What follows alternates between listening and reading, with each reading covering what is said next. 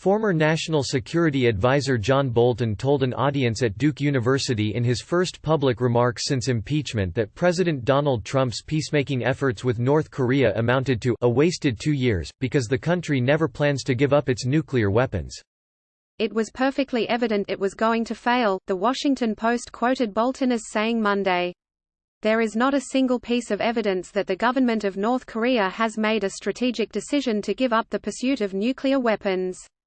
North Korea wanted to break free from international sanctions, Bolton said. He described North Korea as jiving the Americans as he claimed that the nation was getting closer to being able to drop nuclear weapons on U.S. cities.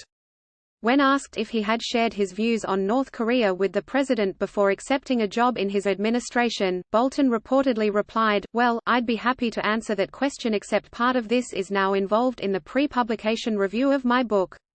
Bolton also revealed concerns about what he described as the attempted censorship of his manuscript. "I hope it's not suppressed," Bolton told the audience, adding that, "I say things in the manuscript about what he Trump said to me. I hope they become public someday." The White House sent a letter last month to Bolton's publisher, Charles J. Cooper from Cooper & Kirk, warning that Bolton's manuscript appears to contain significant amounts of classified information. It claimed that some of this information is at the top secret level and that under federal law and the non-disclosure agreements your client signed as a condition for gaining access to classified information, the manuscript may not be published or otherwise disclosed without the deletion of this classified information. Though the White House is reviewing Bolton's book, it has not attempted to stop him from publicly discussing his experience working in the Trump administration. In a leaked manuscript obtained by The New York Times, Bolton claimed that Trump directly told him that he wanted to maintain a freeze on $391 million in aid to Ukraine until it helped with investigations into his political rivals. Trump and many of his supporters have claimed that Biden abused the powers of his office to benefit his family. However, there is no evidence to support those claims.